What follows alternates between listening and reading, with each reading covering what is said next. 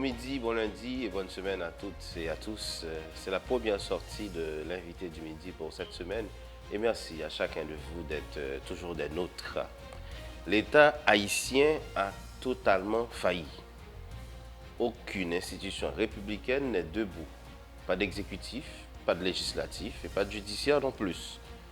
Un État moderne est caractérisé par un certain nombre de pouvoirs. Par exemple, le pouvoir de contrôler son territoire, une bureaucratie fonctionnelle, le monopole de la violence légale et légitime, le monopole fiscal.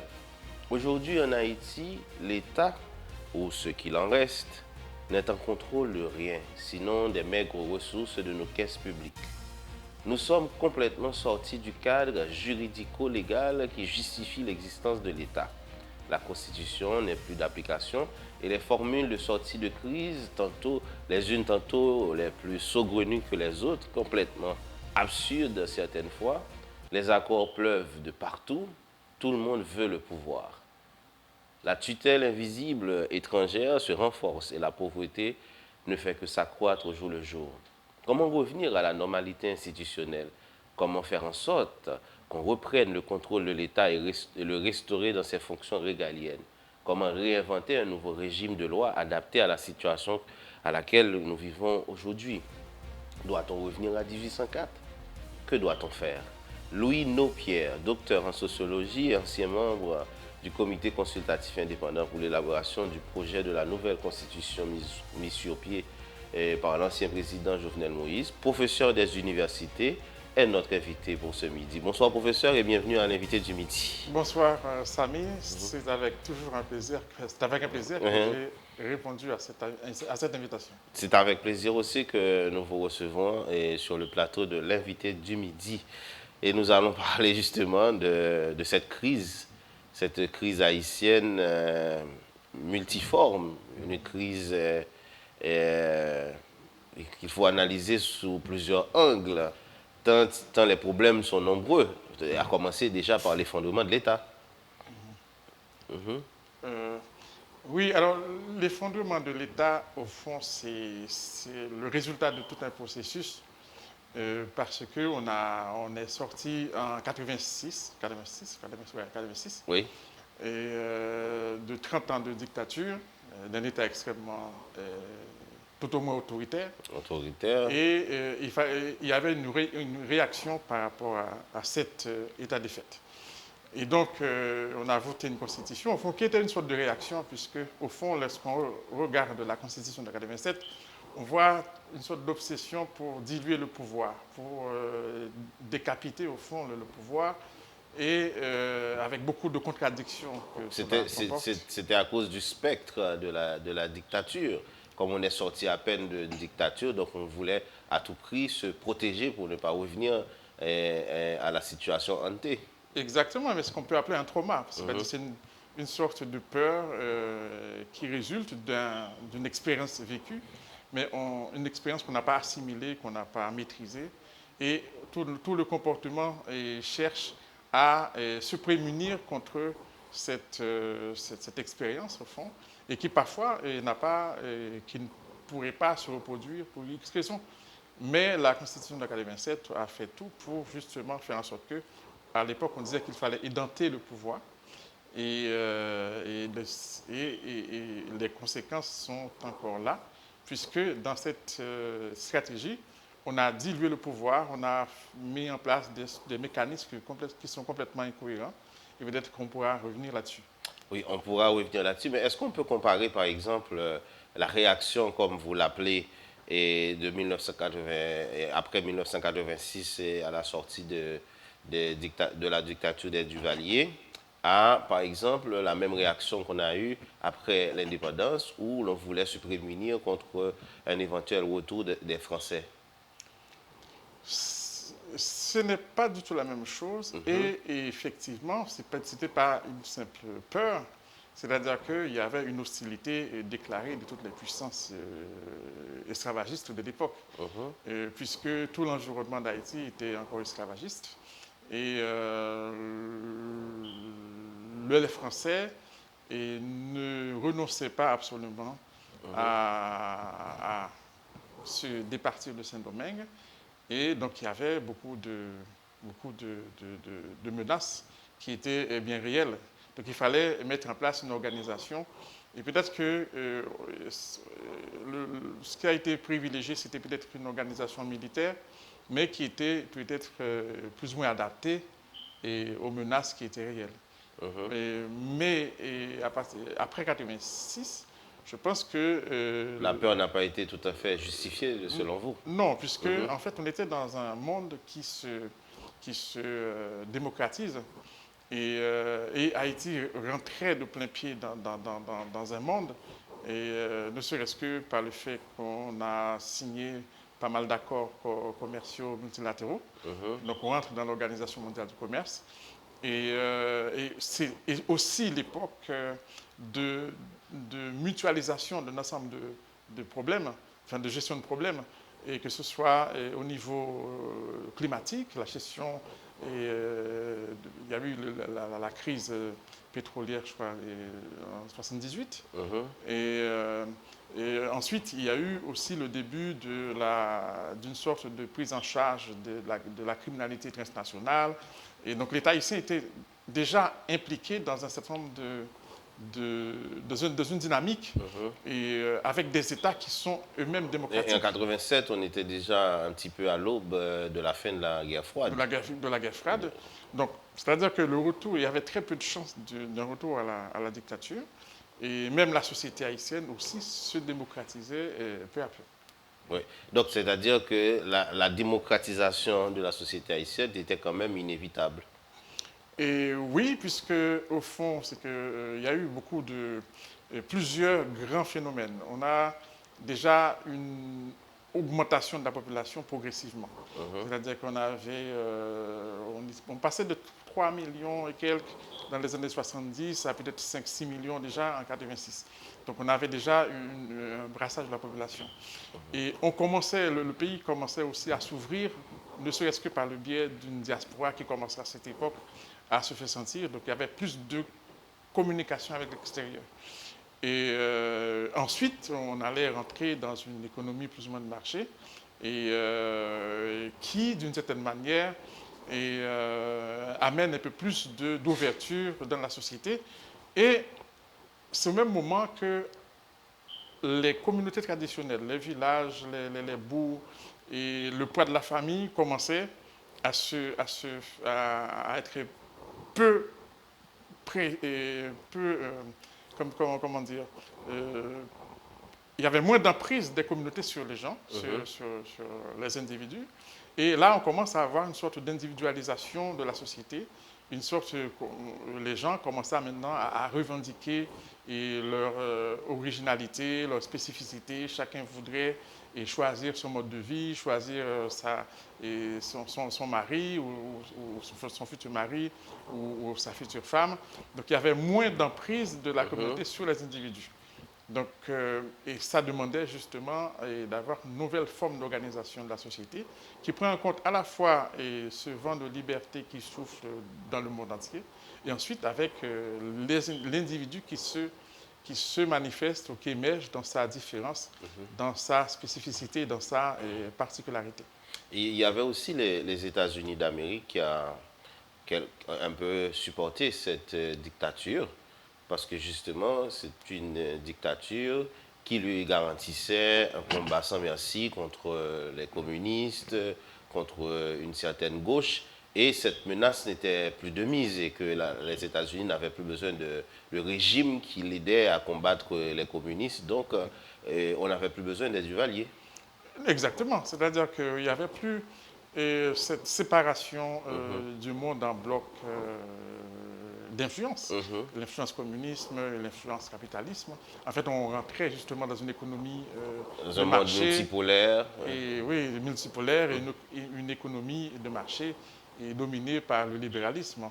Donc, à ce moment-là, il fallait nous-mêmes, au fond, réorganiser nos institutions, mettre en place un système de pouvoir capable justement d'accompagner cette transformation. Et là, c'est comme si on rentre, après la chute des Duvalier, dans une société sans pouvoir, au fond. Donc, il y a le pouvoir des patriarches qui disparaissait, le pouvoir des notables, les prêtres, les prêtres vaudous, les prêtres catholiques, les pasteurs, Le pouvoir religieux. oui, qui diminuait. Et le pouvoir du maître d'école diminuait également. Il n'y avait plus de tonton Macoute, etc. Et on a décapité complètement le pouvoir central. Donc il n'y avait pas de pouvoir. Non, il n'y a pas de pouvoir. C'est-à-dire, alors, Donc c'était peut-être à la fois un problème, mais aussi une chance de pouvoir construire un véritable pouvoir à cette époque. oui, Qu'est-ce alors, qu'on n'avait pas compris finalement après 1986 et qu'on aurait dû prendre en compte? et ce qu'on n'avait pas compris, c'est que quand on est dans une société un petit peu très fermée et très bien structurée, la société haïtienne, il faut quand même le rappeler, c'est une société qui était quand même parfaitement Oui, structurée. socialement hiérarchisée. Oui, Donc c'était une société vraiment organisée socialement. socialement, avec la grande famille élargie et autour du patriarche qui un petit peu intervenait et pour régenter la vie de tous les membres de la famille et qui intervenait en cas de conflit dans la famille. Et en dehors du patriarche, il y a toujours un notable dans la région en cas de conflit entre les familles ou les individus qui proposent leur médiation. Et ensuite, il y avait les chefs de section qui étaient aussi des notables.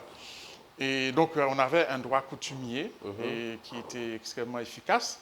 Et sachant on avait des valeurs qui étaient sûres. Et on avait des valeurs qui étaient sûres et qui étaient organisées autour d'un code qu'on peut appeler un code d'honneur. De conduite. Un code d'honneur, c'est-à-dire que il y avait des valeurs centrales comme le respect de la parole donnée et comme le respect de la vie, enfin, d'autrui, de ses biens, et comme la recherche d'une sorte de dignité et dans une vie exemplaire au sein de la communauté. Donc c'était des valeurs qui étaient sûres dans le monde rural, mais pas seulement dans le monde rural, mais aussi dans le monde urbain, où il y avait qui était et périurbain aussi. Exactement. Et il y avait les grands notables, c'est des gens qui assuraient une sorte de charge dans la société, qui étaient au service de la communauté et en même temps qui intervenaient pour réguler les conflits. Maintenant, ce qui a changé, et puis en haut de tout ça, il y avait toujours un pouvoir autoritaire qui agissait au fond comme était le pouvoir du patriarche. Le patriarche intervenait et tranchait sans appel, sans rien. Et le pouvoir central était aussi autoritaire. Maintenant, et ce qu'on n'a pas compris, c'est que ça correspondait aussi au monde qui était aux alentours, même s'il y avait des grandes démocraties, malgré tout, on avait quand même des pouvoirs extrêmement autoritaires, même dans les démocraties. Et maintenant, on n'a pas compris que, les communautés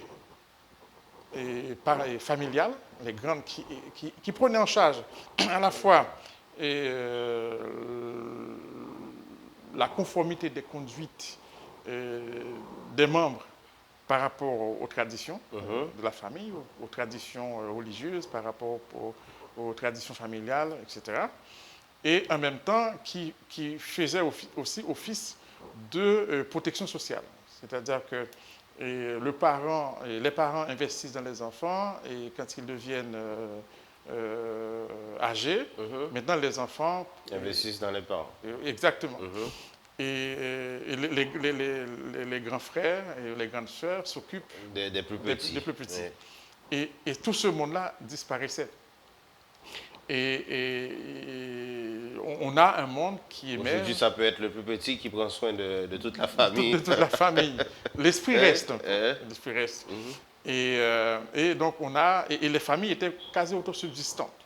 C'est-à-dire que même jusque dans les années 80, un grand professeur d'université, un ministre, mais vivait de ce que lui rapportait, qu'il récoltait de son jardin. Et donc le salaire qu'il recevait, c'était pas du tout, il ne dépendait pas de cela pour vivre. Et tout ce qu'il avait besoin, même pour prêter de l'argent ou autre chose, il s'adressait à des amis, à des proches. Et s'il est malade, le médecin, c'est un ami de la famille, etc. Et le plombier, tout, c'était on s'entraidait au sein du réseau d'interconnaissance. C'était un petit village où tout le monde se connaissait. Exactement. Bon, maintenant, ce qu'on n'a pas compris, c'est que tout ça disparaissait.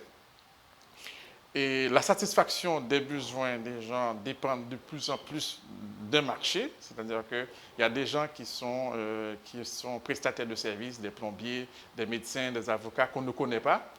Et en cas de problème, on s'adresse à eux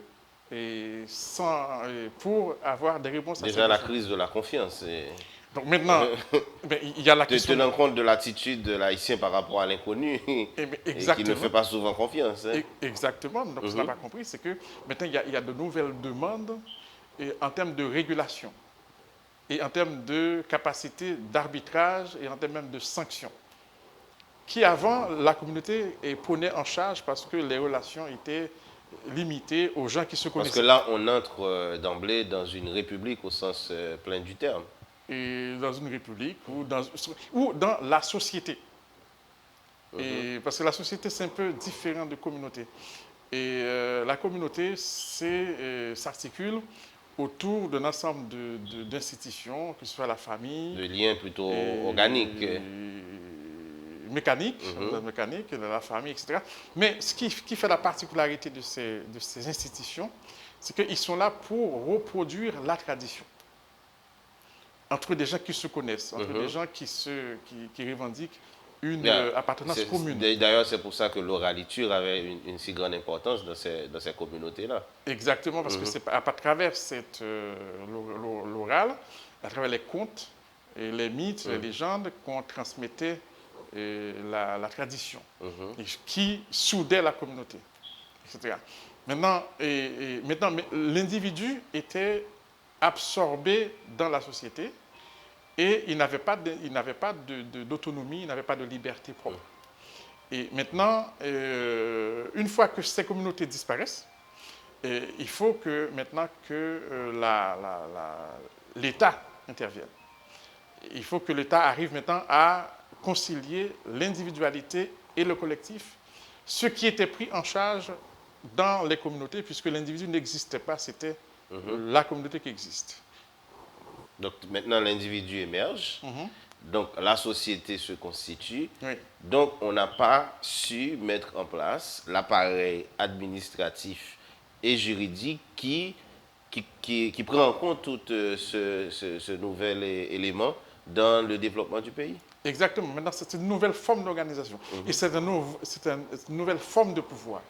C'est-à-dire, on avait un pouvoir autoritaire qui s'exerçait au niveau de la famille et qui se prolongeait au niveau local par le chef de section qui était aussi autoritaire, qui tranchait d'une certaine manière en dernière instance, et un pouvoir qui intervenait pour mater les rébellions et mater les inconduites. Et par exemple, je sais qu'il y a une époque, on ne veut même pas laisser pousser ses cheveux. On appelle hippie. Donc, oui, on arrêtait les gens qui avaient des cheveux. Oui. Et on faisait les dreads. Exactement. Donc, mais c'est un pouvoir. Le pouvoir, alors ça dit sur l'état de la société à l'époque, ce qu'on peut appeler une société traditionnelle, c'est-à-dire une société où l'idéal, c'est l'uniformisation des comportements. C'est l'absence de différence entre les gens. Donc, et le contrôle social, au fond, vise à ce qu'on peut appeler détruire tout ce qui est différence, tout ce qui est altérité de l'individu, et pour le rendre au même niveau, similaire à tout le monde. Et donc, maintenant, tout ce monde-là a disparu.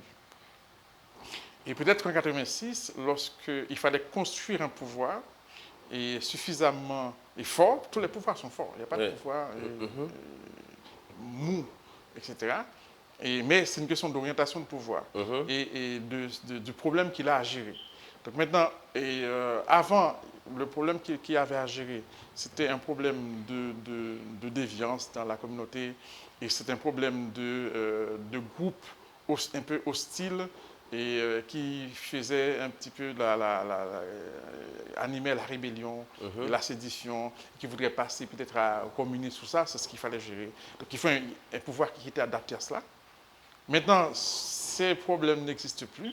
Maintenant, ce sont des individus qui sont complètement affranchis des communautés familiales et locales et qui manifestent, qui revendiquent une sorte de liberté ou d'autonomie. Maintenant, ce qu'il faut gérer, c'est concilier l'autonomie de l'individu avec l'impératif collectif. Définitivement. Ça, c'est une lecture, et notamment une lecture intéressante des professeurs Louineau et Pierre. Mais la lecture qui a été à la base et qui a engendré la Constitution de 1987 peut aussi partir d'autres éléments. Par exemple, j'estime que c'était plutôt une lecture à la fois beaucoup plus politique et historique. Il y a quand même dans cette Constitution de 1987 des éléments extrêmement intéressants en ce qui concerne, par exemple, les droits fondamentaux de la personne, et en ce qui concerne l'idée que tout le monde c'est monde, c'est-à-dire que la garantie des droits à l'éducation, des droits au logement décent, au travail, etc. Donc tout ça était quand même aussi en germe dans la Constitution de 1987 et peut-être partait d'une lecture historique, une lecture de l'histoire du pays qui est considérée comme une histoire où un groupe a toujours eu la part belle sur un autre groupe et que la Constitution de 1987 serait l'expression d'un redressement de ce tort-là. OK. Alors, il faut trois entrées dans la Constitution. Et la première entrée, ce que vous venez de dire, mais ça prend en compte l'émergence de l'individu. Et une fois que l'individu n'est plus rattaché au collectif, ou c'est le collectif qui existe, alors on peut prendre par exemple le droit de propriété, par exemple foncier. Et par exemple, l'individu n'existe tellement pas que la propriété appartient au collectif. Même si j'achète quelque chose, à ma mort, et ça rentre dans la communauté. Et de mon vivant, dans la famille, s'il y a la terre, parfois on fait une sorte de distribution, et qu'on me donne de quoi pour installer une famille. Et une fois quand je disparais, autant que les enfants sont là, etc., ça reste pour la famille de ma famille. Les enfants ils viennent prendre la suite de la possession, mais ne disparaît pas la possession pour autant. On ne peut pas en disposer. Donc, si par hasard, j'ai X raison, je dois vendre parce que j'ai un problème, ça on peut comprendre. Il faut vendre à la famille. Il faut vendre à la famille. Ou, à défaut, aux voisins. Parce que la propriété est collective, elle est individuelle. Donc ça, c'était un droit qui correspondait à un type d'organisation de la société où l'individu était fondu, absorbé par le collectif. Maintenant, cette forme d'organisation disparaît pour X raisons, parce qu'il y a un mouvement de la population, il y a une augmentation de la population, il y a une sorte de migration, etc. Donc les communautés se décomposent. Maintenant, l'individu émerge. Maintenant, il faut trouver un nouveau statut pour l'individu. Et ça, la Constitution de 1987 l'a fait très bien. C'est-à-dire que maintenant, l'individu n'est pas défini par son appartenance à un collectif, il est défini par une place dans la société. Il est défini par un statut. Et un statut auquel sont associés des droits. Donc ça, la Constitution de 1987, elle est parfaite. Donc elle prend en compte cette évolution-là. Maintenant, la deuxième entrée, c'est qu'une société, c'est à la fois des individus auxquels il faut attribuer un statut et à ce statut des rôles, parce que maintenant, avant, le rôle, la place de l'individu, ce qu'il a à faire, ce n'était pas une question. Mais dès lors qu'on passe dans la société, maintenant, il y a d'autres questions qui suscitent. Maintenant, ce qui justifie l'appartenance à un collectif, c'est ce qu'on apporte au collectif.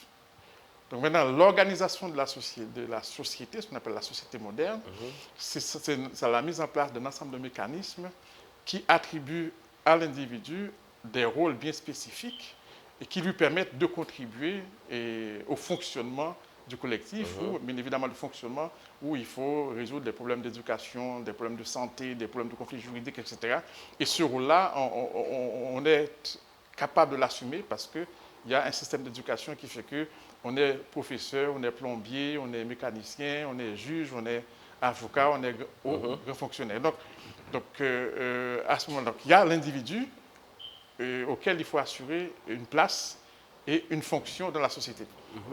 Ensuite, c'est des règles. C'est des règles qui mettent chacun dans les limites de ce qu'il peut faire et ce qu'il ne peut pas faire. Et les règles, en général, ça traduit les attentes de la société par rapport à lui, des attentes de l'autre par rapport à l'individu. Donc il faut avoir des règles qui permettent aux relations de durer dans le temps et de ne pas basculer dans la violence et dans l'arbitraire, dans la force. Voilà. Et ça, c'est des règles qu'il faut poser. Ensuite, il faut un pouvoir qui est capable, qui est garant de ces règles-là.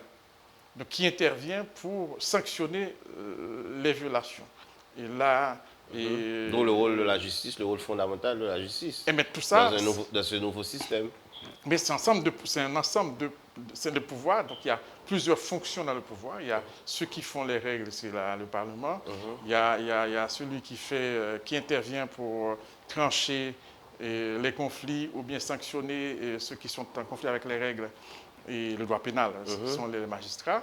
Et ensuite, on a ceux qui sont en charge d'assurer l'application des règles, de s'assurer que ces règles sont effectivement appliquées. C'est le pouvoir exécutif. Ce qui fait marcher la bureaucratie, au fait. Exactement. Et c'est le pouvoir exécutif qui est aussi chargé de mettre en place, d'apporter des réponses à tous les problèmes d'éducation, de santé, etc. Maintenant, j'avais dit que le pouvoir, la Constitution de 1987, la deuxième entrée, ça détruit les pouvoirs. Parce que l'effectivité d'un pouvoir, c'est sa cohérence, c'est sa lisibilité. Donc c'est son unicité. Et de ce point de vue-là, si on prend uniquement le pouvoir, et déjà on a 3 pouvoirs.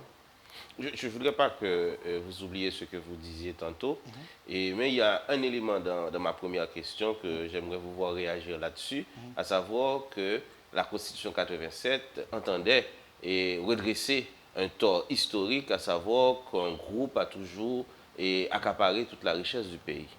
Oui, une fois qu'on donne à chacun un droit, chacun peut devenir propriétaire, il peut investir, etc. Maintenant, le reste, c'est des mécanismes de régulation qu'il faut. De telle sorte que les plus forts ne s'accaparent pas de tout, ou bien ne transforment pas les autres en esclaves ou en assujettis. Donc maintenant, le pouvoir devient, l'enjeu devient la régulation. Et la régulation, c'est d'émettre des règles, une capacité d'assurer l'effectivité de ces règles. Et c'est le rôle des pouvoirs. Maintenant, pourquoi les pouvoirs deviennent... Je vous disais que la Constitution de 1987 crée des pouvoirs faibles. Parce qu'elle introduit l'incohérence. Si on prend le Parlement, si on prend le Parlement, et le Parlement, c'est composé de deux chambres. Oui, la chambre haute et la chambre basse. Oui. Maintenant, si on voit l'emprise comme on voit, si on regarde l'emprise du Parlement sur le gouvernement, on peut penser qu'on est dans un régime parlementaire. Et en fait, c'est un faux semblant parce que dans un régime parlementaire, il n'y a qu'une chambre qui a une emprise directe sur le gouvernement. C'est la chambre basse, la chambre des députés, ce qu'on appelle les députés. En France, on l'appelle l'Assemblée nationale. Et je crois Pourquoi, parce qu'ils sont plus nombreux ou... Non, c'est parce que tout simplement, c'est eux qui sont votés directement par le peuple. Ils sont votés directement par le peuple. Les sénateurs aussi, non? Non, chez nous. Et peut-être aux États-Unis un peu, mais on va revenir. Et ils ont voté, c'est eux qui représentent le peuple. Et donc c'est eux qui reçoivent le mandat pour faire les lois. et donc aussi pour contrôler le gouvernement. Non, même pas, c'est eux qui constituent le gouvernement. C'est-à-dire que c'est un parti, quand on vote dans un régime parlementaire, on vote le parti majoritaire et forme son gouvernement une fois qu'il est élu. Donc, ça, on se croirait dans un régime parlementaire. Mais dans un régime parlementaire, il y a un équilibre entre le gouvernement et le Parlement. Et parce qu'en cas de conflit, le Parlement peut renverser, enfin le Parlement, je dirais pas la Chambre des députés, ou l'Assemblée nationale en France qu'on appelle, ou la Chambre des représentants peut, ou en Angleterre ou au Canada, peut renverser le gouvernement, enfin par un vote de censure, et le chef de gouvernement peut aussi dissoudre le Parlement en déclenchant les élections anticipées. Donc il n'y a pas cet équilibre en Haïti. Ils ont intérêt à s'entendre. Parce que chacun a la même arme. Chaque monde a un couteau pointé sur l'autre. Exactement. Exactement. Donc il y a une incohérence. Deuxième incohérence, on reste dans le Parlement. Et lorsqu'on regarde l'égalité en termes fonctionnels entre le Sénat et la Chambre des députés, ils doivent voter les textes dans les mêmes termes. Et en cas de conflit, il n'y a même pas de possibilité. Il y a une sorte de conciliation, mais qui ne fonctionne pas toujours.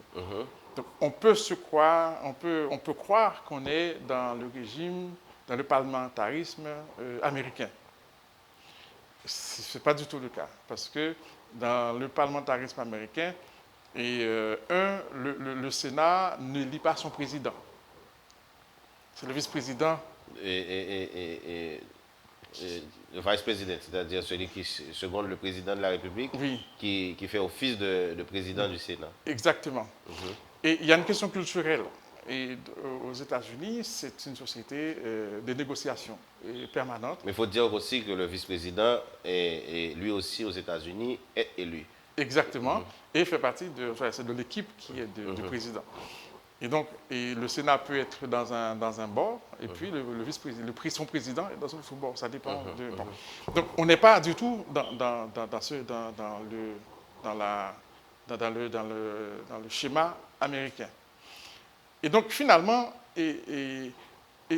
ensuite, quand on voit l'exécutif, on peut penser qu'on est dans le cas français. Parce que le cas français, c'est le président de la République. Tout puissant, hein? Oui, le président de la République est élu au suffrage universel. Mais on n'est pas là parce qu'au fond, le président français peut dissoudre le Parlement. Et il a infiniment de pouvoir que le Parlement. Il incarne l'État. Et chez nous, il incarne la souveraineté nationale. Et chez nous, le président n'incarne pas la souveraineté nationale, où la souveraineté est partagée entre trois pouvoirs. Donc, c'est pour ça qu'on parle de co-dépositaire de la souveraineté. Oui. Et ensuite, c'est pour cela qu'il ne peut pas dissoudre les autres pouvoirs. Et parce qu'il n'a pas... Ils sont égaux en termes de pouvoir. Exactement. Quand il y a conflit, il n'y a pas moyen d'en sortir. Et c'est pour cette raison, et on a connu beaucoup de conflits. Par exemple, sur Préval, on est resté 2 ans sans Premier ministre parce que le Parlement a refusé 3 choix de président Préval. Et sous le président mais la Constitution de 1987 a quand même prévu le Conseil constitutionnel qui serait cette instance qui trancherait lorsque ces cas arrivent. Un peu, mais le Conseil constitutionnel ne peut pas dire au Parlement non, il faut voter ça arrive quand il y a des conflits constitutionnels, mais pas pour voter dans son travail. Le Conseil constitutionnel, c'est eux qui décident de voter ou de ne pas voter un Premier ministre. Donc là, c'est-à-dire là, on a des incohérences qui affaiblissent un peu le pouvoir. Donc si on reste au niveau de l'exécutif lui-même, l'autre incohérence, c'est qu'on a un président de la République qui est élu au suffrage universel, il a fait campagne, il a promis monts et merveilles. Ensuite, une fois qu'il est élu, on dit non, votre rôle s'arrête à nommer un Premier ministre et celui-là n'a rien à voir avec vous. Donc c'est lui qui dépend directement du Parlement. Et donc, cette incohérence-là crée un conflit. Et en même temps, ce Premier ministre est chargé de traduire en acte la vision de ce président et de son parti, de ce pour qui Non, pas du il tout. a fait campagne. Non, non, non, non. Il n'a rien à voir. Il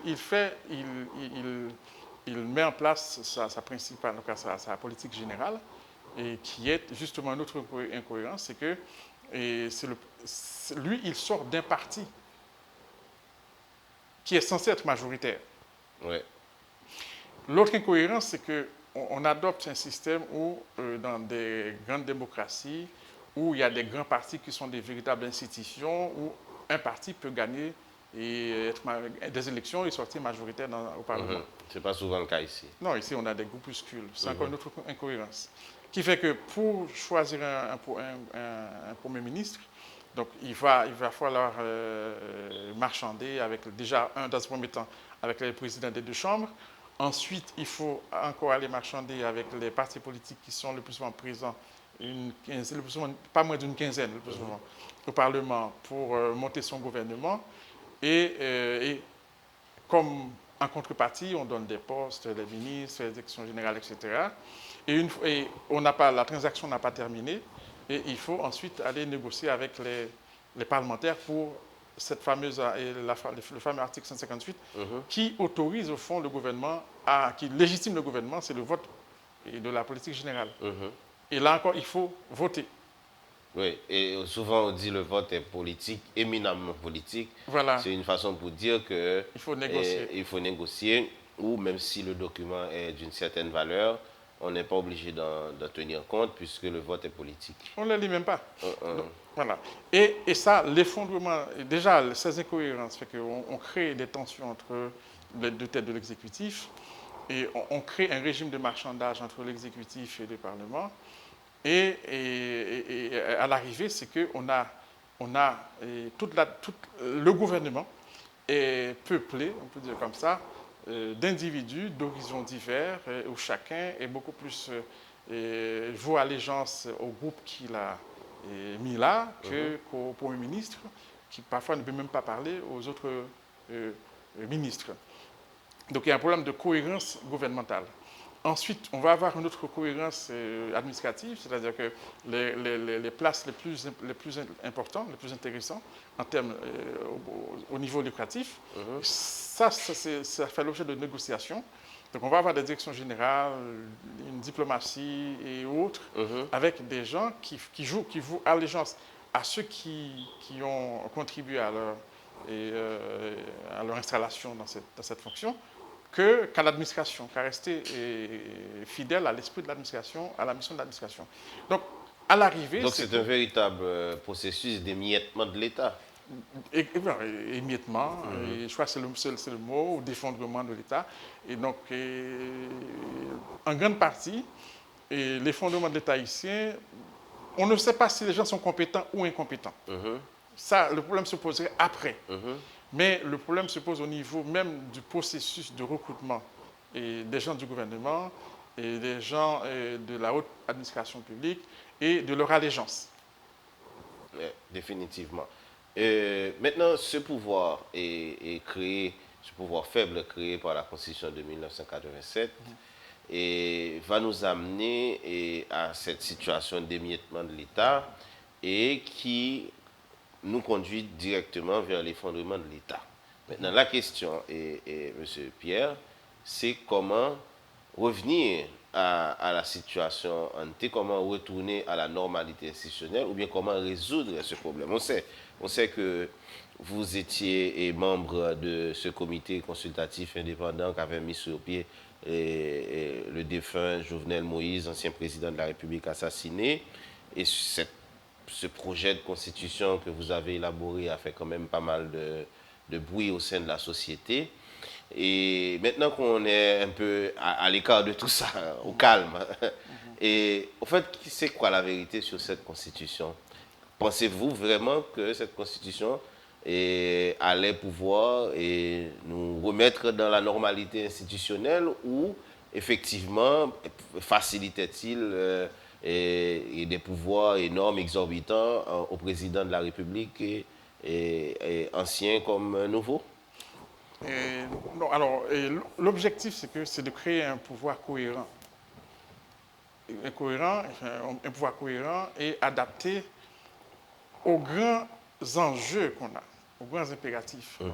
Mais il faut les citer, ces impératifs. C'est-à-dire qu'au niveau économique, on est dans un monde de marché et avec des acteurs plus les uns plus puissants que les autres, des producteurs, des commerçants, des consommateurs. Et parmi les producteurs, il y a plein de choses. Donc, ça, c'est une première chose qu'il faut s'assurer que il y a un pouvoir qui est capable de réguler les rapports entre eux. Qu'une partie ne devienne trop puissant pour appauvrir les autres ou léser leur intérêt. Donc, il y a ça. Et deuxième chose, toujours au niveau économique, on est quand même dans une économie ouverte à la concurrence internationale. Donc, en tout cas, un environnement concurrentiel. Où la règle, c'est qu'il faut s'assurer qu'il y ait plusieurs entreprises qui offrent les mêmes biens et que la différence va se faire au niveau de la qualité, de la sécurité des produits et de leur accessibilité. Oui. Donc, ce que garantit ce qu'on appelle un libre accès à la commande publique. Pas seulement la commande publique. Si vous voulez acheter une caméra de télévision, là, par exemple, vous venez dans un studio, il faut qu'il y ait plusieurs offreurs. Oui, c'est ce qu'on... Oui, c'est exactement la même chose. Hein. Oui. C'est-à-dire n'importe quelle personne entreprise peut proposer son bien, ses services et à l'État. Non, pas seulement à l'État, c'est-à-dire qu'au marché, c'est-à-dire et que chaque consommateur peut avoir accès à plusieurs choix. Et qu'il y a une transparence dans l'origine, dans la spécification technique de chaque bien et produit. Et ça, donc, qui fait que les entreprises sont obligées pour survivre, sont obligées d'innover, de créer constamment pour s'adapter à la concurrence du moment.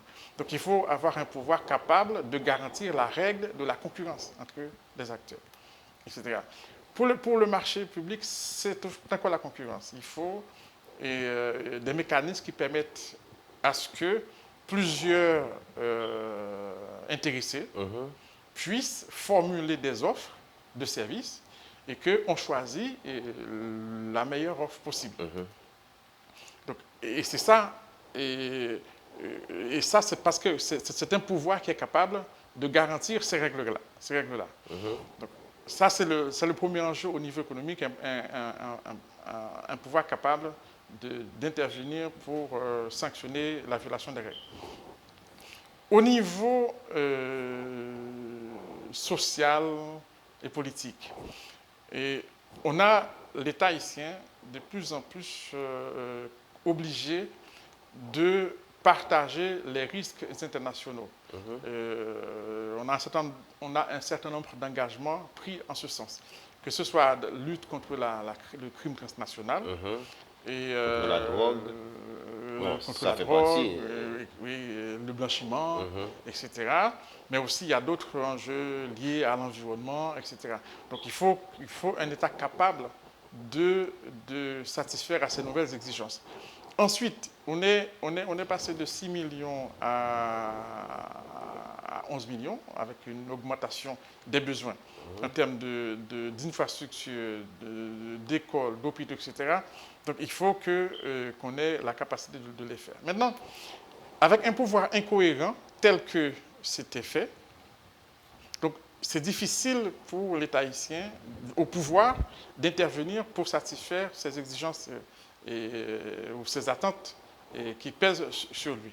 Maintenant, ce que nous, on a essayé de faire, au niveau de l'exécutif, puisque le rattachement de la légitimité du gouvernement au Parlement, au vote de confiance du Parlement, pose problème.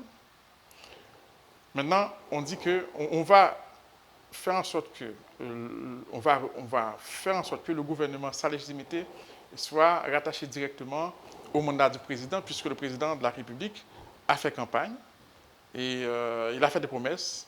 Donc la population lui a fait confiance. Donc c'est normal qu'il puisse avoir les outils pour répondre, pour honorer les promesses qu'il a faites.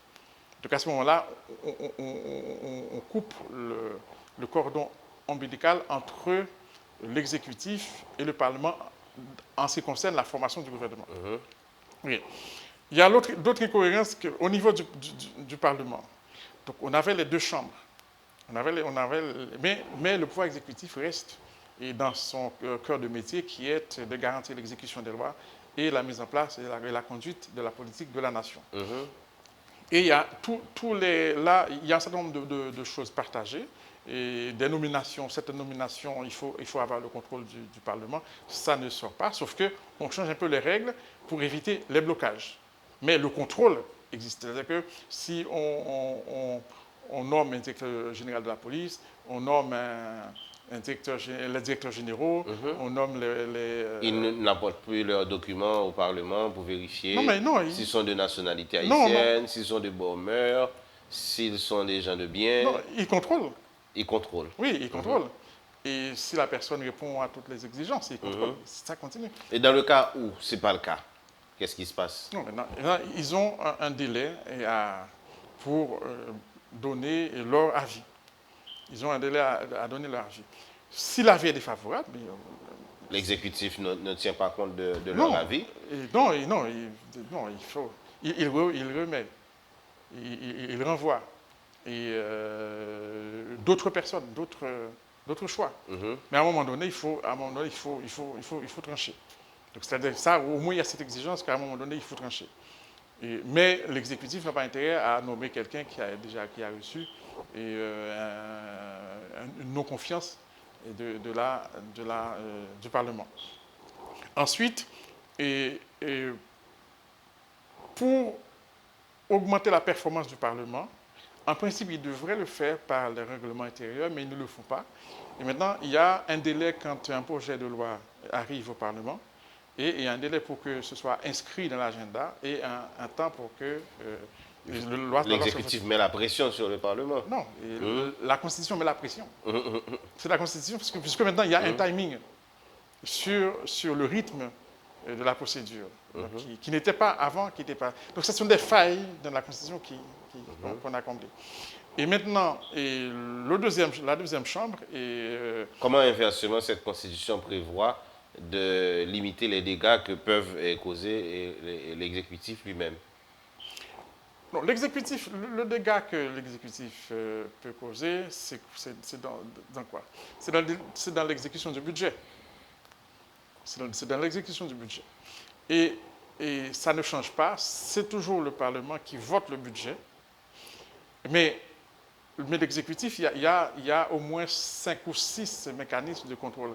Il y a la Cour supérieure des comptes, dont le pouvoir est renforcé, puisque maintenant, il y a obligation de saisir le parquet du tribunal de première instance du ressort en cas de constat de malversation. Avant, ce n'était pas. Ils se contentent de donner un arrêt de débat et puis la personne continue à jouir tranquillement ce qu'il a volé. Donc maintenant, ce n'est plus le cas. Et donc il y a cela. Et ensuite, il y a le Parlement qui contrôle tous les ans l'exécution du budget. Et si tout est bien, en principe, normalement, même dans la Constitution de 1987, il y a des charges pour le gouvernement, puisque sur la base du rapport de la Cour supérieure des comptes, du ministère de l'économie et des finances, eux, ils se prononcent. On accusait cette Constitution de garantir une impunité absolue au président de la République, comme quoi il ne serait pas redevable devant la justice après pendant et après l'exercice, pour les actes posés dans l'exercice de ses fonctions. C'est plutôt l'inverse. Au contraire, on enlève tout ce qui concerne l'exception de juridiction. C'est-à-dire le président de la République, il est justiciable devant les tribunaux ordinaires pour les crimes et délits commis. Pendant qu'il est président. Oui. La seule chose, c'est que, mais ça, je pense que c'est partout, tout au moins en France par exemple, et pendant son mandat, et et tout ce qu'il a fait, il y a une suspension. Il y a une suspension des poursuites, même si on peut le poursuivre avant. Une fois qu'il accède, la population le vote, il n'aurait pas dû le faire, ils le font. Maintenant, on ne va pas mettre les institutions en péril pour cela. Maintenant, c'est suspendu et la procédure repart. Et il n'y aura pas le délai passé, s'il passe 5 ans ou 10 ans, enfin 5 ans au pouvoir, il n'y aura pas de prescription parce qu'il y a certains crimes, il faut le poursuivre dans un délai. Et ce délai-là, ça est stoppé. Mais c'est valable pour les députés, les sénateurs, etc.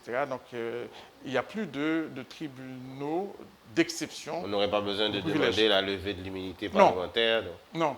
Une fois qu'on commet un acte, il n'y a plus besoin de lever de l'immunité. Pour tous les élus, il n'y a pas de président de la République. Donc c'est plutôt...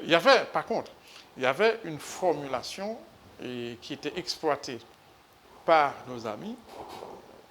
C'est tout à fait normal. Mais au fond, on a arrangé tout ça, on a clarifié, on a réécrit. Vous avez remanié on a réécrit, en fonction des critiques qui ont été formulées. Oui, on a réécrit, puisque au fond, ces critiques-là, ça nous permet au fond de voir les failles. Parce qu'ils peuvent le faire maintenant, et c'est pour cela que je crois que ce document avait bénéficié d'une large diffusion, et les gens ont eu le temps de faire toutes sortes de critiques. Maintenant, je pense que dans la dernière version, et beaucoup de ces Donc ce comité est toujours en fonction? Non. On a remis le texte. Alors, par rapport à autre chose qu'on a fait, au niveau administratif, il n'y avait qu'une cour il y avait déjà une confusion de fonctions entre le judiciaire et l'administratif, qui était fait par la Cour supérieure des comptes. Et il y avait aussi un ordre, tout était judiciarisé puisque c'est la Cour de cassation qui tranchait en dernière instance pour tous les problèmes de justice. Au fait, on a clarifié les deux ordres de juridiction. Il y a un ordre de juridiction administratif avec plusieurs niveaux et où le citoyen haïtien est victime d'une décision administrative. Ce n'est pas seulement une question de contrat. Maintenant, si on est victime d'une décision administrative, si on est victime, et même on va dans un concours, on estime que ça n'a pas été fait, on peut saisir le tribunal administratif qui peut et sanctionner l'administration et lui demander de refaire sa décision. Donc, il y a ça. Il y avait aussi d'autres problèmes au niveau électoral. Et au niveau électoral, il y avait aussi la confusion entre les opérations électorales et le contentieux électoral. Ce sont les mêmes personnes qui organisent les élections, parfois commettent des bêtises, et ce sont les mêmes encore qui jugent quand il y a contestation. Donc maintenant, on a décidé qu'on va séparer les opérations le contentieux de l'administratif. Exactement. Et au moins c'est résolu. On avait des problèmes, une sorte d'imbroglio des mandats. On avait des mandats de 5 ans, de 6 ans, de 4 ans. Et en principe, on devrait avoir des élections tous les 18 mois. Et avec une élection, ça coûte à peu près 125 millions de dollars que l'État haïtien ne peut pas supporter. Et donc, maintenant, on a égalisé tous les mandats à 5 ans et en mettant beaucoup de mécanismes pour faire en sorte que ce temps-là soit respecté. Définitivement. Alors, maintenant, dans la situation actuelle dont nous nous trouvons, c'est-à-dire que nous avons un Premier ministre qui occupe le pouvoir de fait et qui veut organiser des élections, mais est-ce qu'on va organiser des élections sous l'égide de la Constitution de 1987 pour recommencer dans les mêmes problèmes et tomber dans les questions de mandat comme il est tantôt question avec le président de la République ou avec le Sénat? Ou est-ce qu'on va retourner sur le tapis avec la question du référendum? Non, alors moi je vois tous les accords. Il n'y a qu'un accord, je crois, peut-être ou deux, qui parlent de référendum, mais les autres parlent de l'Assemblée constituante. L'Assemblée constituante. Et bon, quel que soit référendum ou Assemblée constituante, de toute façon, c'est un mode de validation d'un document, d'officialisation. Ça, c'est pour la méthode, on peut toujours. Mais sur le fond, c'est qu'il faut, rendre cohérent l'exécutif. Si on a un exécutif à deux têtes, et l'autre jour, j'ai participé à un atelier, je coordonnais, et il y avait un opposant déclaré, mais curieusement, on se trouvait comme ça. Et en fait, et dans la discussion, il me disait, en fait, il est conscient de la participation du Parlement à la formation du gouvernement, ça pose problème. Il est conscient de la séparation et du manque d'articulation entre le président de la République et le Premier ministre. Donc, il nous dit, en fait, la réflexion qu'ils ont eue dans leur parti politique, et je pense que c'est très juste, en fait, c'est toujours de conserver les formes et d'intervenir sur le fond. Et par exemple, nous, on avait prévu un régime présidentiel avec un exécutif avec une seule tête et un président de la République, chef de l'État, chef de gouvernement. Donc, il dit, mais dans la réflexion, et je crois que ça a été rapporté officiellement d'ailleurs, et qu'on peut avoir un président qui est chef de l'État, et on peut avoir un Premier ministre, ou bien un chef de gouvernement. Mais ce chef de gouvernement qui va avoir au fond le rôle de fusible, aussi il peut avoir une question de tempérament. Quelqu'un peut être très, très doué pour faire tel travail, tel autre. Si on constate que celui qui est là ne correspond pas à la situation, on peut le changer. Donc à ce moment-là, on a cette possibilité, on garde le poste, mais L'idée serait de garder le poste, mais de renforcer les liens avec le président, notamment... Même plus que ça, c'est-à-dire qu'il soit nommé par le président de la République et qu'il peut être aussi révoqué par le président de la République en cas où il ne donne pas de satisfaction et quant au résultat attendu de lui. Aussi, il y a des secteurs de la société qui sont mécontents, il y a une majorité de la population qui demande sa démission.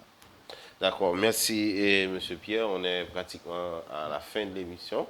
On n'a pas vu passer le temps, non? Alors, qu'est-ce que vous conseillez aux décideurs, aux acteurs politiques et aux signataires d'accords pour sortir définitivement le pays de ce chaos? Moi, ce que je conseillerais, c'est que, bon, je ne donne pas de leçons parce que bon, les gens ils le savent, c'est qu'il faut réduire les incohérences. Il faut chercher un pouvoir cohérent. Le pouvoir, ce n'est pas le diable. Le pouvoir, il est là. Le pouvoir, c'est un service. Il faut probablement revenir à la conception du pouvoir comme service. Et je crois que beaucoup de gens même s'ils sont vaudouisants, mais les chrétiens, ils le savent très bien, que le chef, il est au service de sa communauté. Oui, du plus grand nombre de la collectivité. Exactement. Donc ça, c'est une première chose. Deuxième chose, il faut qu'on cultive la confiance. Et le pouvoir, c'est une affaire de confiance. Si on donne le pouvoir à quelqu'un, on lui fait confiance. Il ne faut pas chercher à multiplier les pièges, etc., pour le rendre inopérant. De toute façon, à la fin, lui, il est frustré. Il va réagir peut-être comme certains le font. Et ensuite, on n'aura pas de résultat. Donc la société haïtienne doit faire un effort de dépassement pour apprendre à faire confiance à ceux auxquels il confie le pouvoir, et ils doivent prendre soin pour choisir ces personnes. Et pour cela, il faut de bonnes élections, il faut surtout beaucoup de participation de la part de la population dans ces élections-là pour que ce président ou cette autorité-là ait la légitimité nécessaire pour mériter cette confiance qu'on va placer en lui. Bon, c'est tout ce qu'on souhaite, et c'est ça même l'enjeu même d'un pouvoir, c'est-à-dire que les élus puissent sortir de très bonnes élections, et que les élections ne soient pas contestées, et qu'eux-mêmes ils répondent aux critères moraux, éthiques qu'exige justement l'exercice d'un pouvoir qui est là pour servir la population. Merci Dr Luno Pierre, et merci d'être passé sur le plateau de l'invité du midi. Merci, c'est moi qui vous remercie. D'accord. Et c'est toujours avec un plaisir que je répondrai pour les prochaines invitations. Ce ne sera pas la dernière. Merci. Mesdames, Messieurs, c'est donc la fin de cette édition de l'invité du midi. C'était donc avec nous le professeur sociologue Louis Nopierre, avec qui on discutait du comment revenir à la normalité institutionnelle, comment reconstruire le pouvoir haïtien de façon plus cohérente, de telle sorte que qu'on sorte définitivement de ce cercle vicieux de crise politique, de problèmes institutionnels, comme il est le cas à chaque fois. Nous disons tout le monde qui est branché. Merci du fait que vous avez regardé l'émission ça. On se donne rendez-vous à demain. Au revoir. Bye bye.